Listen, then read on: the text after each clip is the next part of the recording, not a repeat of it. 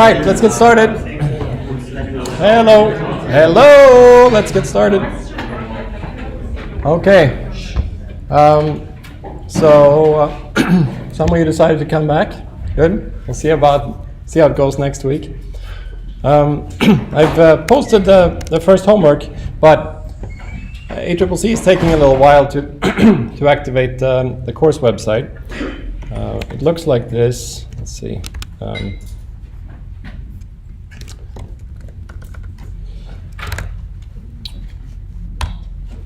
Right, so it'll show up at cs450.class.uic.edu soon.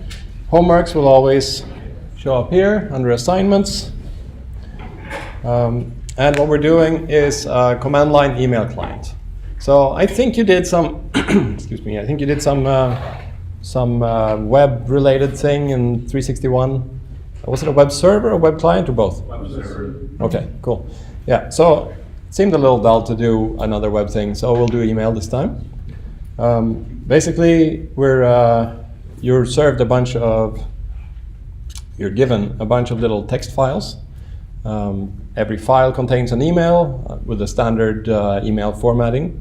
And then you read the text file, you figure out the server to deliver the email to. You don't get to use the local mail delivery server that you usually would. If you have a mail client, many of you probably use like Gmail, but if you have a proper mail client, you configure it. You say like, oh, I get my email from there, and I send my email using this server. That's not what we're doing here. Now we're that server. We're the mail transfer agent or whatever it's called. So we're contacting the remote server, the recipient, directly, and it will receive our mail. So you deliver the email. There's a few of these files. You make sure you deliver all of the emails before you exit. There could be one of those gray listing events, right, that we had last time during lecture. So you need to handle that as well. And then you're done. It should be pretty simple. But what may be a little different in this class compared to what you've done before is that there's not all that much hand-holding in this relatively simple program. There's plenty of hand-holding available, though, in office hours. I have office hours Mondays and Fridays. Hamed has office hours on Tuesdays and Thursdays. And we have our, Alexis. Yeah, there we go. Here's Alexis. Undergrad TA, he took the class and excelled in it before. And so he will have office hours on Wednesdays. And have we decided when? Friday. Oh, Fridays. Yes. Okay, that's fine too. Can we do Friday morning then? Yeah, that's fine. Cool. Yes. Friday mornings. So you'll have plenty of time to get some hand-holding if you need it. But I think a big benefit of just getting a relatively high-level description, I think we're going to have a little bit of, I'll update this a little bit to say something about what the expected output is, other than delivering the email, of course. But other than that, the benefit of having it relatively high level like this is that you get to figure out all the steps along the way, which is what it is to be a software engineer. Right? So that's good. I don't think we need to talk more about this right now, but I will be happy to take many questions on Friday. Take a look at this. In fact, I will take a screenshot of this and post it on Piazza. Just so we have it, because it's not accessible to you right now.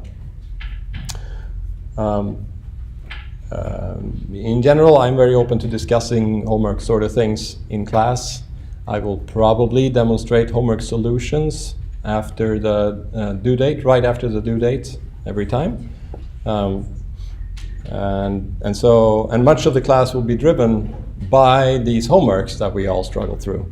So please don't be shy to ask questions about homeworks. Any questions right now about this homework? Here's one you should be asking. What platform? Well, of course, maybe it's obvious. We do this in Linux.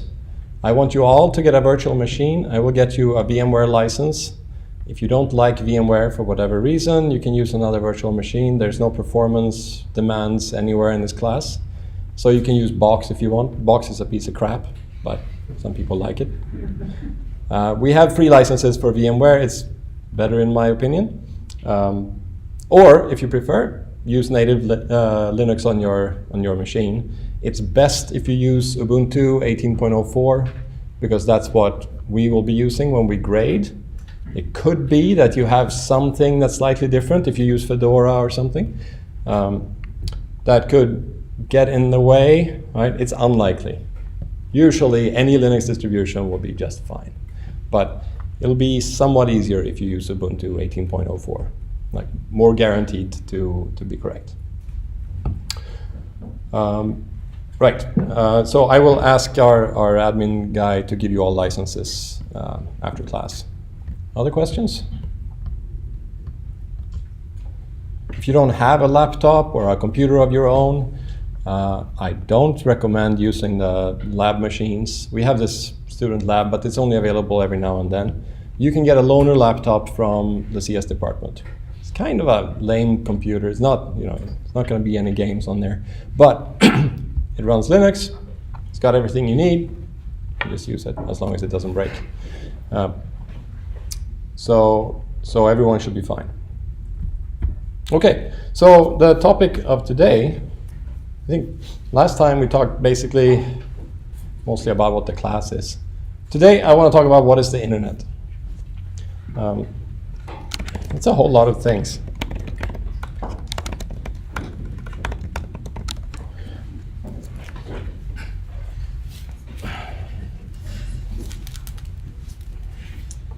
So I guess we can maybe divide it into a few basic categories. There's some physical infrastructure.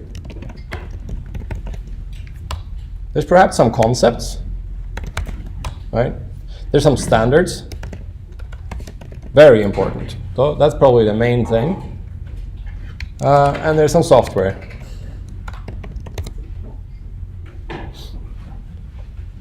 I guess those are the top level pieces, right? But what's all in there? Let's start with something you may have seen. Let's see.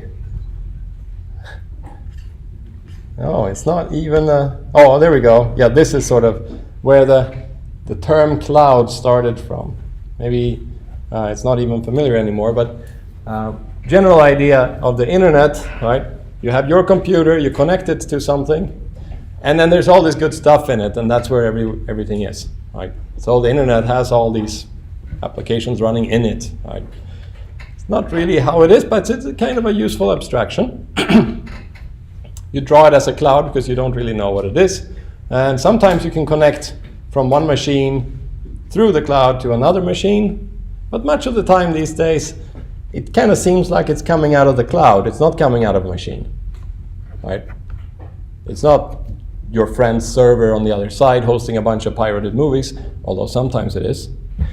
Mostly it's Netflix, and where are they? They're kind of in the cloud. What does that mean? Any ideas? Just a server being hosted somewhere? Yeah. Well, a server is a bit of an understatement, but yeah. The cloud, is a very vague abstraction. You've heard of cloud hosting providers, perhaps. Basically, what they do is rent out a shit ton of servers. That's it. Right? Millions of these servers, and that's what Netflix runs on. They run on Amazon's web services cloud, so they probably rent a few 100,000 servers, put movies on there. And when you're talking to Netflix in the cloud, you talk to one of those servers, or maybe a few of them. That's pretty much what it looks like. In fact, let's see what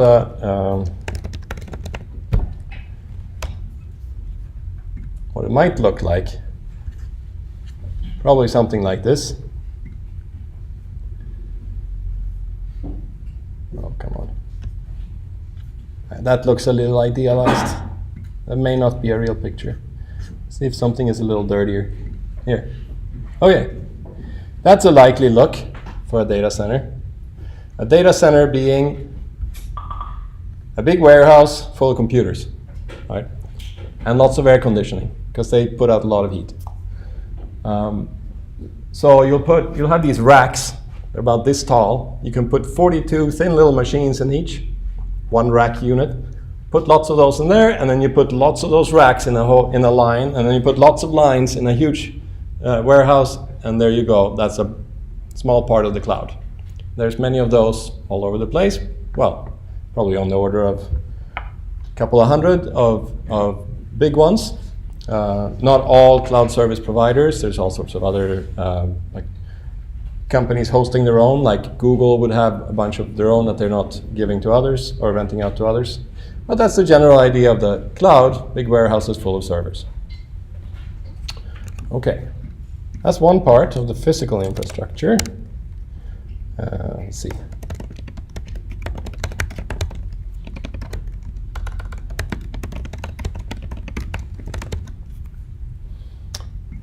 Okay, what else might constitute physical infrastructure? Yeah. Like the ISP lines? The ISP lines, right. So an internet service provider, I guess that shows up in concepts perhaps. This is a company that owns lots of cables. And also usually some of these data centers. There's something else called in fact, let's put the other one. It's called a co-location. Sometimes you can be both an ISP and a co-location provider, but basically a co-location provider, they have a warehouse too, usually a smaller one, and you can put your own server in there, right? And then there's lots of cables going from co-location providers to other co-location providers, and there's these points of presence, which are basically places where cables meet. Okay, but we were speaking of cables. That's another, let's see. Right.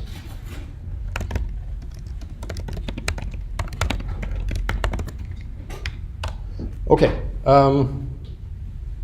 Right. Okay, so cables, let's take a look at those. What does it look like? Much of the internet traffic travels on something that looks like this. If you're going between two machines next to each other, it'll be like this with a couple of nice connectors on it. More likely it'll be in a big spool before you put it out. Let's see what other good images we have here. Oh yeah, so here's a nice little bundle. Right, okay, so that little thing is a piece of glass. Like that, it's hard to see, but it's like this little white thing. It's a piece of glass, but when it's really thin, you can bend it without breaking it. You put some light in it, and it comes out pretty much the same way on the other side. It bounces on the walls of the glass for a while, and then eventually it makes it out to the other end. And so if you've ever tried this with a flashlight, let's say, you shine a flashlight on one end of it, it gets bright on the other end, pretty good way for communicating. There's lots of interesting physical approaches to communicating in here, and we'll talk probably about that a little bit at the very end of the semester. General idea is optical fibers are fast, and you can go a long way without losing signal strength. Yeah? Do companies own the undersea cables, or do those belong to? Companies own those too, mostly speaking. Let's take a look at that. In fact, this is, let's see. Okay, so just before I get there, generally speaking, between individual computers in a data center, you might have these that go between one machine and what's called a switch or a router. We'll have to add those too. Do that now. And cables. Okay. If you're going a long distance, say across town, you're definitely going to have optical fibers. It's the only practical solution. And if you go a really long distance, say across an ocean, then you also use optical fibers. There's also satellites. That works. It's going to become probably the most important means of global communication, but at the moment, there are not so many satellites, and they're really far away. It takes a long time to send a signal to a satellite and come back. So they're not that popular just yet. It's awesome if you have a sailboat in the middle of the ocean. For the rest, usually better to use fibers. To your home, you probably are communicating through an old telephone cable instead. That's DSL, right? Or maybe through an old TV cable. Well, it's called cable, coaxial cable. Let's look see what those look like too. Right, you've probably seen these. So basically the same idea, except you push some voltage in here and it shows up on the other end instead of some photons. Oh, great. Those are surprisingly good. I mean, most of them were dug into the ground probably 50 years ago or something, and they still work for like 10 or gigabit connections for entire neighborhoods. So it's pretty good stuff. And then we have your Cat 6 cables, which no doubt you've seen. Which look like this with 8 little cables inside. Those are mostly used for within the data center to just connect various things together. They're really easy to work with. You don't need to polish the ends like you might have to do with an optical fiber to make sure the light comes through properly. Just plug it in. Okay, that's the kind of cables. And then there was this undersea, global wire cables. Let's see. Ah, that's the one. Okay. Here's another view of the internet. You know, there's lots of cables naturally inside the country. Lots and lots and lots of cables. They're not on here, but you have to connect the world together too, and there are all these bodies of water in the way.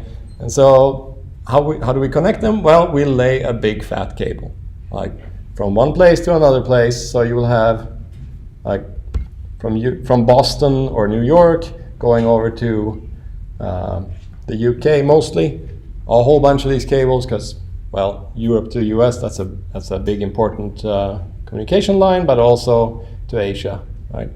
And then a little bit all over the place.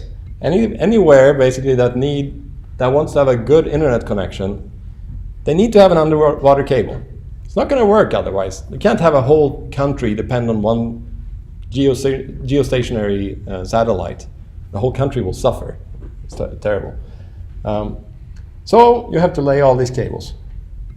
In fact, I just discovered this the other day.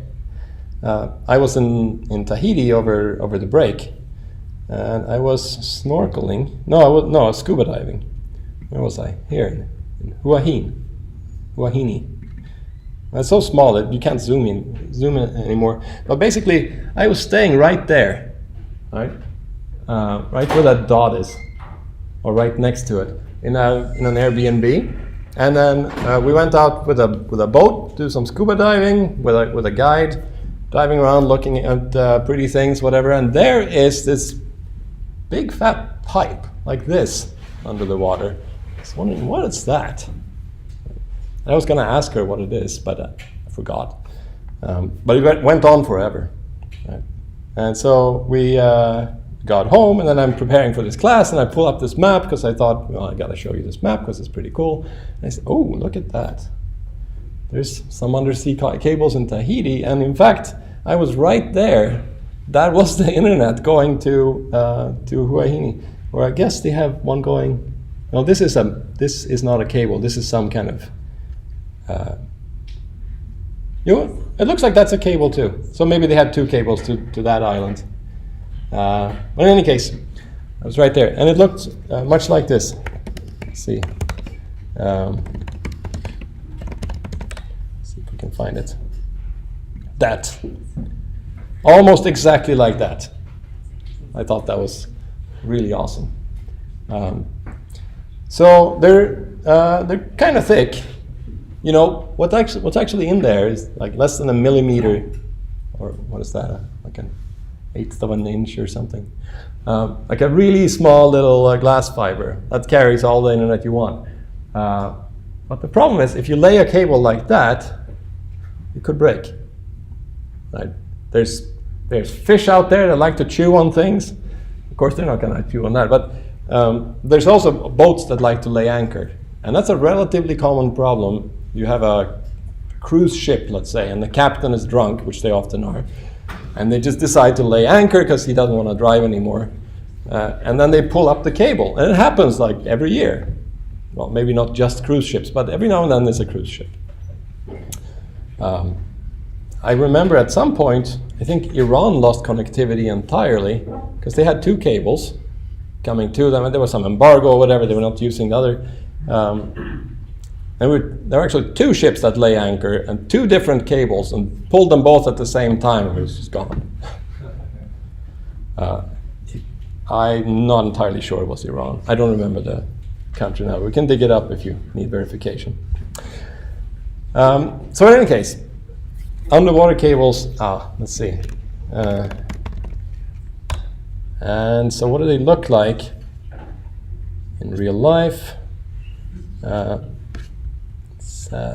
Yeah, okay, so this is probably not the strongest one, but here's a pretty good one, right?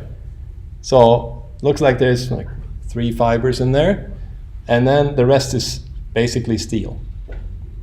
Because it costs a lot to lay these things. You want to roll this thing out, you don't want it to break, so yeah. So there's only 3 optic fibers in that case? In this one, it looks like it's 3, yeah. And that's enough to carry international data traffic? Well, if you're laying one between the US and China, you would want to have probably some more.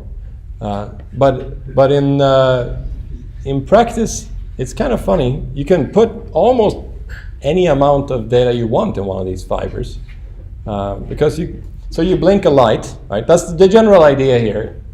From a relatively simplified perspective, is you blink a light into the cable, and someone else looks at the other side and see if it's blinking, right? And the blinking is like Morse code or something. You see, okay, some internet coming here, right? It's a general idea. But there's something called wavelength division multiplexing, WDM. Which the general idea is then you get some mirrors, right? And then you blink 2 lights of different colors. You get a blue one and you get a red one, and you blink both of them, right? And then you have the people on the other side see if it's, you can actually tell if you have orthogonal frequencies, like the colors don't look the same. They're individual frequencies, and they can be arbitrarily tightly spaced if you have good electronics. Basically, you can split that light into as many frequencies as you want, and each one of those frequencies can be modulated separately. You blink it separately. So if you need more internet, you add another flashlight on one end and another receiver on the other end, and you just get more capacity. So we don't really need 3. You can do with 1 for the entire everything. But that gets expensive because it's really, you need really cool electronics, and probably the electronics aren't cool enough yet to do like infinite capacity in the glass. So it's much better to just put some more and use the cheaper electronics. So that's what they do. Yeah. Do these wires require repeaters, or is it like one continuous signal from?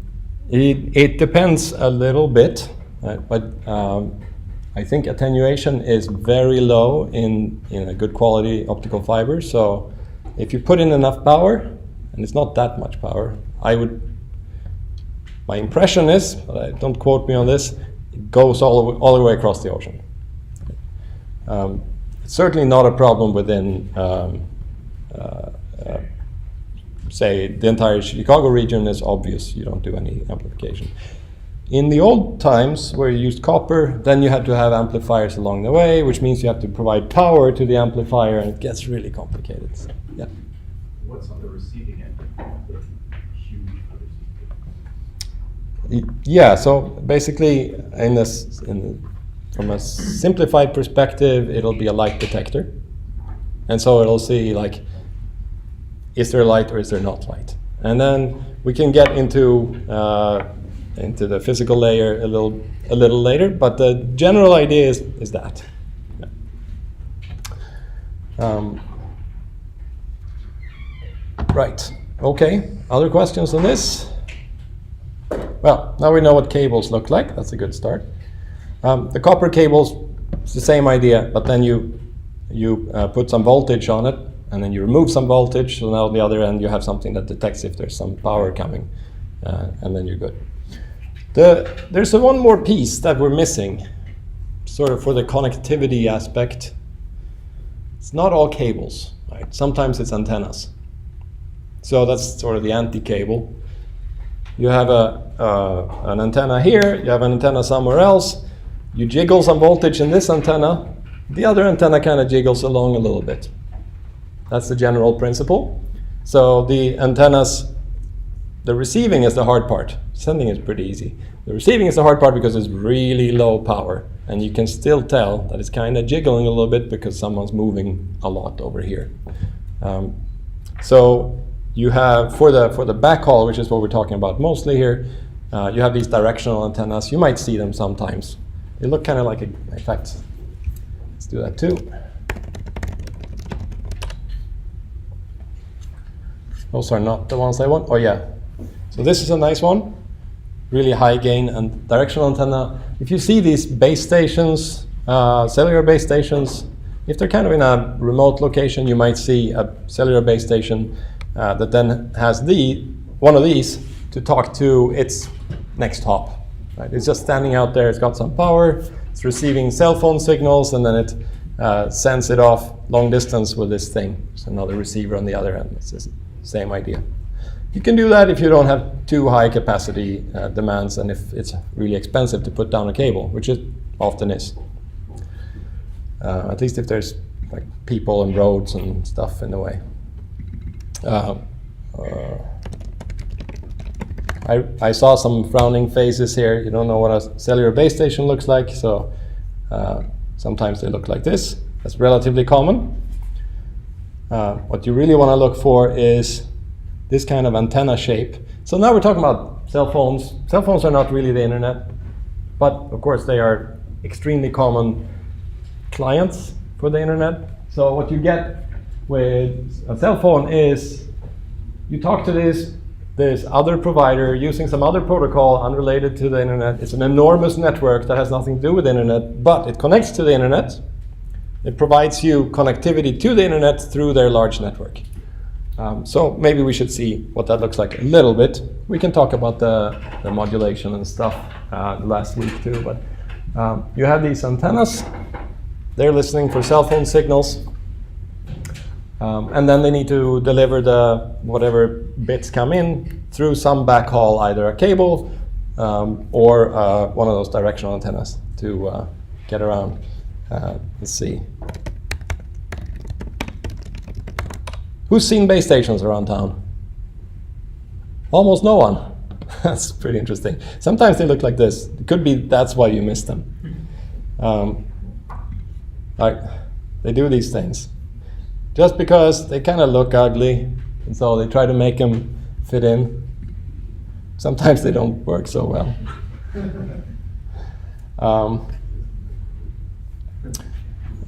Let's see. In town, they'll often look more like this, right? You'll see a lot of these things sticking out from any kind of tall building around. Those are all what's making your cell phone work. Yeah, they're littered all over the place. You need many in order to get a lot of capacity. That's also kind of an end of the semester topic, but basically everyone in a general area, they're sharing the capacity, but you can make the general area smaller by putting more base stations. So wherever there's lots of people, there will be more base stations and you get more capacity. And out in the sticks, you just have one of those Christmas tree looking things somewhere on a mountain, and then everyone kind of connects to that. Okay, cell towers. Okay, so we have these copper, CATs 5, 6, and coaxial. And we have our fibers.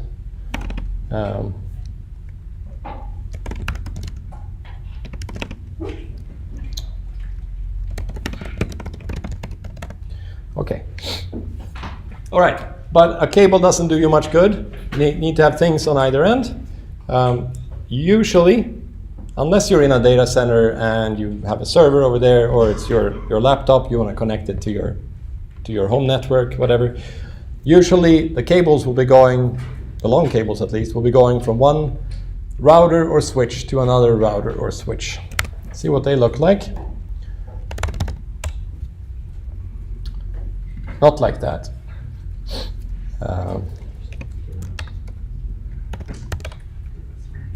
No.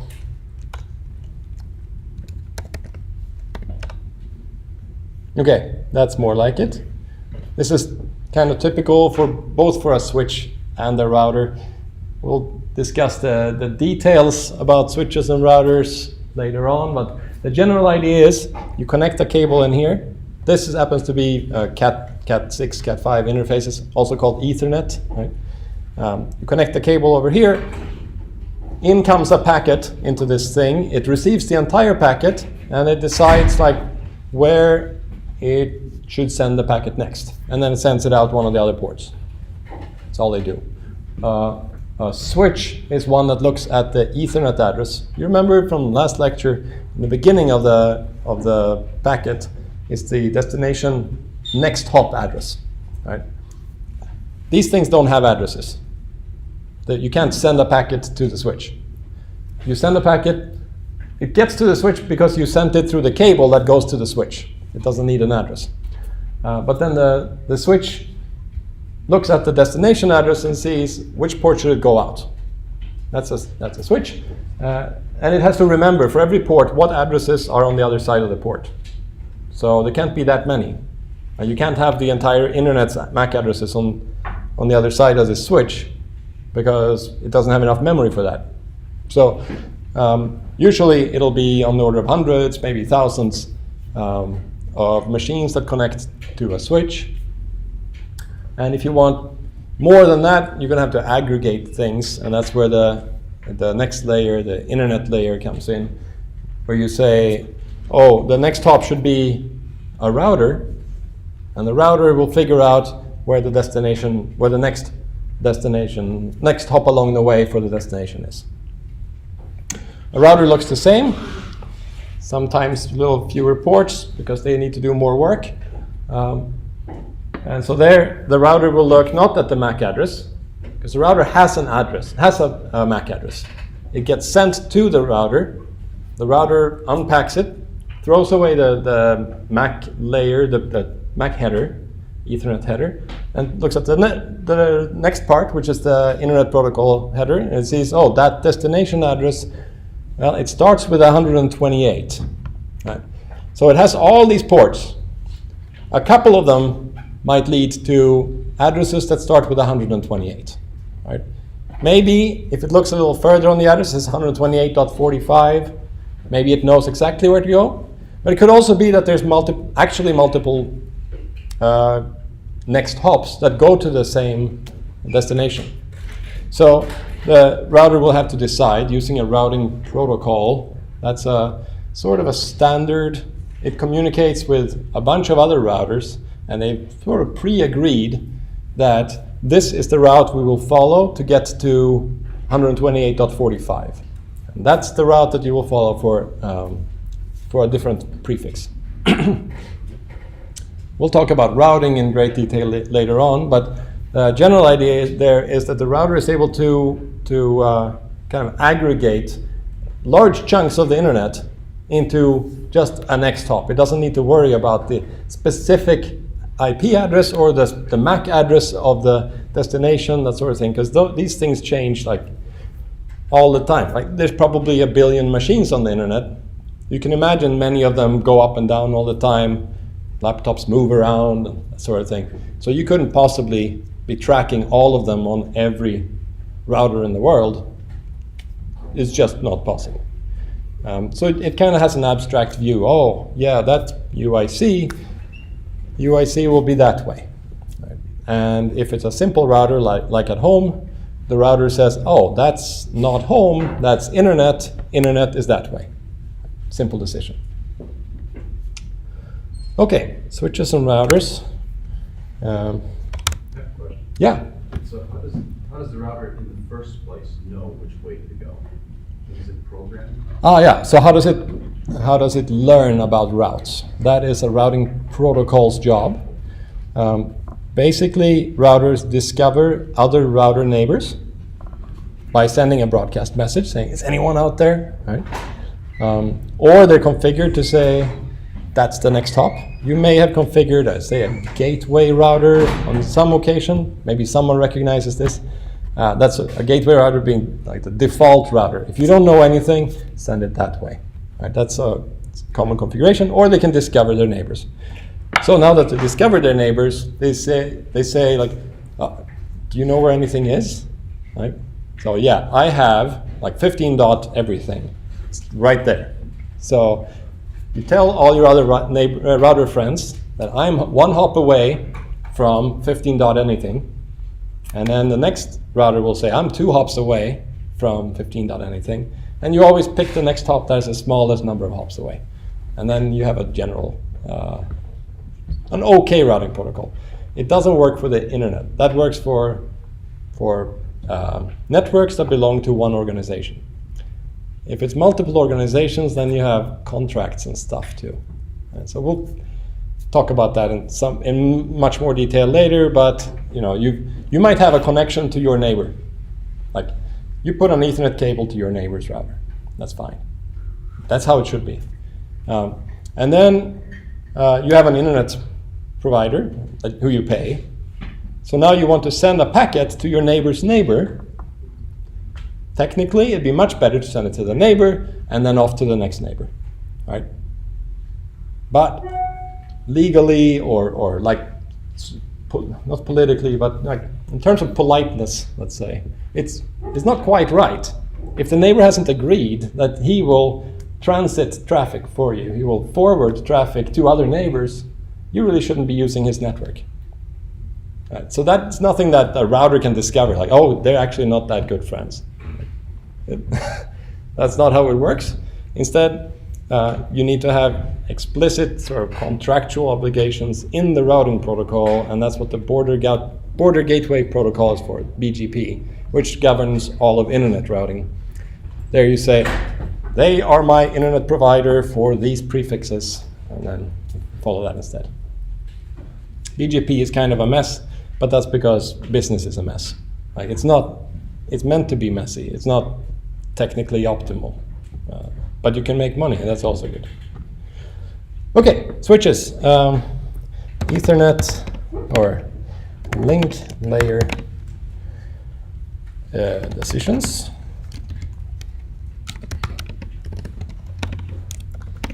All right, next.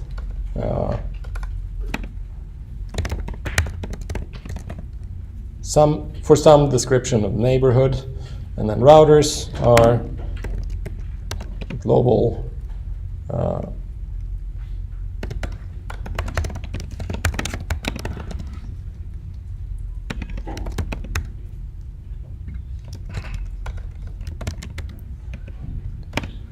okay, so I'm calling this layer 2, layer 3. There's something called the OSI model, which no one uses in practice, but it's popular in textbooks,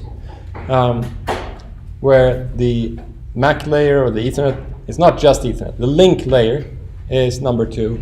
Number 3 is the internet or the routing layer. Layer 4 is the transport layer, the one that provides reliable transportation over an unreliable network and such, or more generally, connection between 2 applications as opposed to 2 hosts. And then 5 being applications, and then there's a few more in the OSI model which everyone forgets. Anyone want to take a guess at what layer 1 is? Hardware. Yeah, but what is hardware? Everything that controls the internet. It's the mastermind of the internet. Any other? Cables. Yeah, so cables are part of layer 1. It's called a physical layer, but there's more to it than just the cable. It's also, so this one talks about basically who I'm trying to get to. So I'm putting an address and I say I sent it to there. And it also does some work about sharing this this wireless link. So if I try to send a packet to there and you try to send one at the same time, it doesn't work. They collide and we don't get anything through. So that's called multiple access control. This kind of protocol also belongs in the link layer. The physical layer is about how do you actually send a signal? How do we get one bit to the other side? So here we call it frames, an entire chunk of bits. And here we call it packets. Right? It's still a chunk of bits, but with some more metadata on it. And then after that, we talk about connections to another host. And maybe we talk about HTTP requests at the layer 5. But layer 1 is bits. How do we get a bit across the link? And so a typical file layer, physical layer, might be like, you could have a sound-based one, right? You all receive those bits. Or you can have your flashlight in the optical fiber or the voltage thing. That's all different file layers. Right? Everything works, and as long as you have a file layer that can get one bit across, generally speaking, you can then layer the rest of the stuff on top of it. So you can do internet over knocking on the table just as well as you can do internet over an optical fiber, as long as we just define how we get one bit out of the received knocks. There's even some standards on, let's see,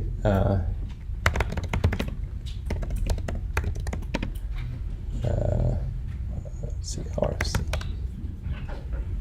There.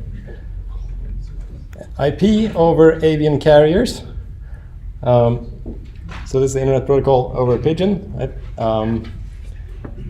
You may note the date, but this is actually a good example of the general process for establishing standards. It's really hard to come up with an internet standard because you have millions of people who all want to use the internet and they should all kind of come and agree on one way to do it. So you have endless committee meetings and it's, at some point everyone is holding patents on various pieces of it and it's a big mess. But at some point you end up with what's called an RFC, a request for comments. I think that's kind of an artifact of the distant past. It's not a request for comments. It's more like, shut the hell up, this is what we're doing at that point. But it defines a standard. So this standard is how you transfer internet protocols over pigeons, or internet packets over pigeons. But there's other RFCs that are a little more serious, such as 821. This one we will be using. That's the simple mail transfer protocol. This is how you transfer email over the internet. Right. I think you, it's funny. You might find this amusing. So this was defined, what is that, 27 years? 37 years ago. All right. Email, how to do it. So it stuck around. So there are similar things for routing protocols, for many of the standard routing protocols, for HTTP, right? For all sorts of good stuff that we use every day. And we'll explore some of those and try to use them a little bit in our homeworks. DNS, of course, the domain name system is naturally also one of these standards. You can, it would probably be a good idea to take a look through this when you implement your email client. It's not, the format is a little awkward, but it's relatively good. We're not going to implement nearly all of the stuff that's in here, right? We're just going to be able to receive transmit a simple email. So, but it'll look something like the simple examples in this text. Okay, that comes probably under standards. RFCs. Those are probably the most important standards on the internet. Without the RFCs, there wouldn't be much left of the internet. And let's see.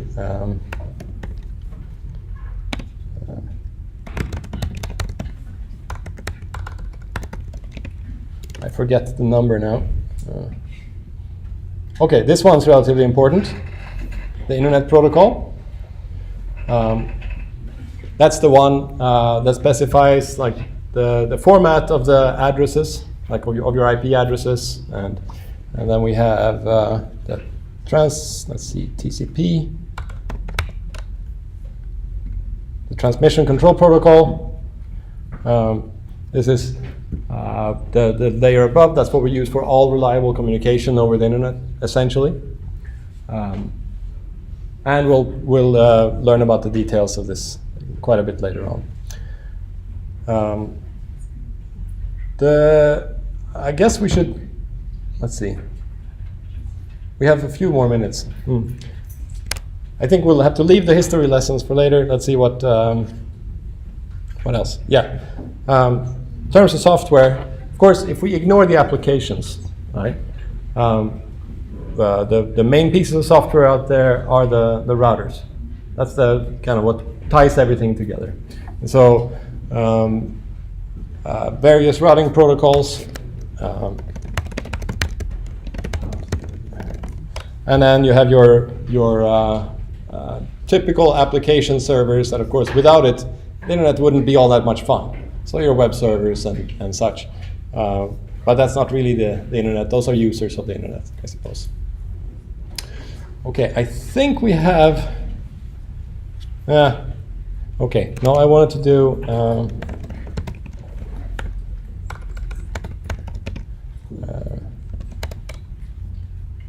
see if we can get a nice picture of this.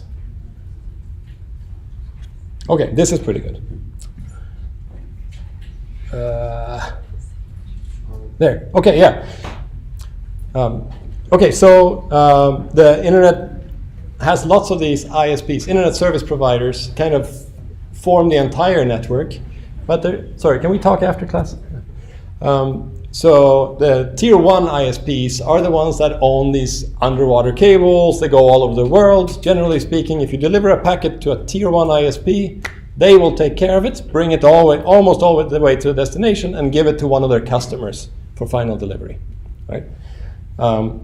Or sometimes they'll give it to another tier 1 ISP, another huge one. So some of these big ones are AT&T, there's Sprint, there's Global Crossing.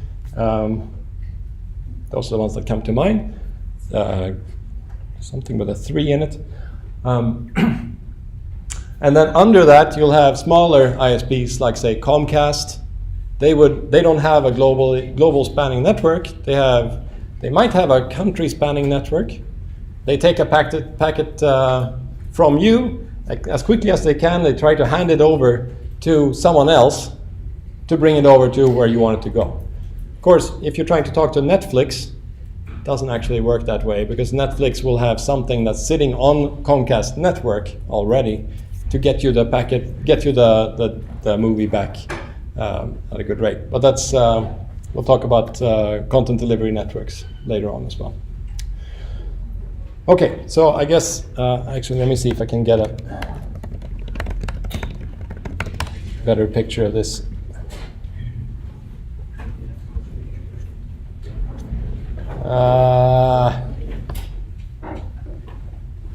Yeah, not really. Okay, anyway, keep an eye out for the homework description, and I'll see you on Friday.